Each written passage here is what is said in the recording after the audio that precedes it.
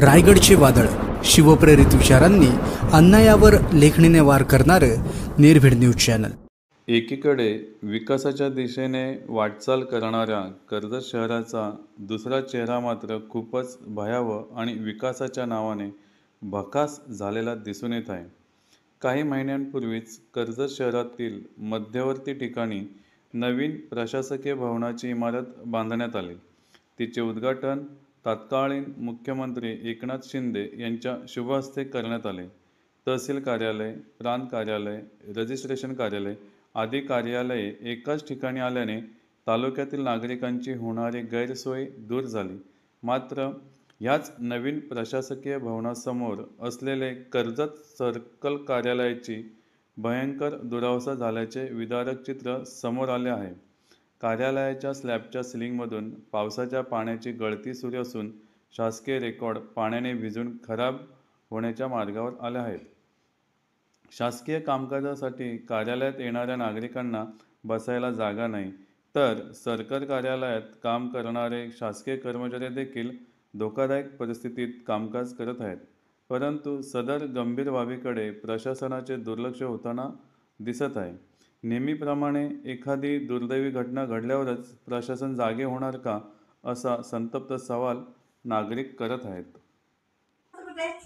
सगळं दप्तर एक तर सगळं गळतीमध्ये आहे। शासनाला जाईल, शासन लक्ष देत नाही काही। तुमच्या आपल्या पण गळतं ना, गळतं सगळं ना, गळण्यामध्ये आपण आहे सगळे, गळतं सगळं आपल्या पण।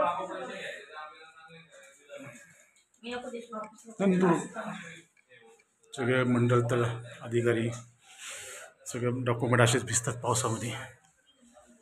पूर्ण नाही गळत, नाही तर इथं पण गळतं ना, आपल्या इथं गळतं ना।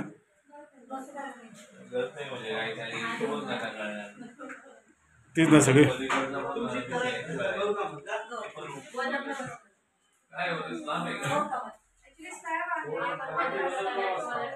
याची का माहिती दिली होती का? याची माहिती काय दिली होती मी प्रशासनाला? काय बोलले ते? फक्त बघून गेले, बाकी काय केलं नाही। उद्या समजा काय झालं, छत पडलं, काय पडलं, लिकेज पडलं, प्लास्टर पडलं, मग अशामध्ये तुम्ही अशामध्येच काम करता काय?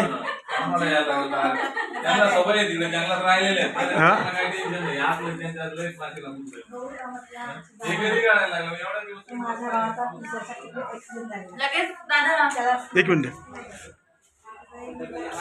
अधिकारी साहेबांना जरा बघून घ्या। जी अवस्था झालेली आहे, उद्या काही जीवितहानी झाली त्याला जबाबदार तुम्ही लोक असतील, PWD असो, तहसील असो, कलेक्टर साहेब असो, कोणी असो, याची दक्षता घेणे कर्तव्य आहे।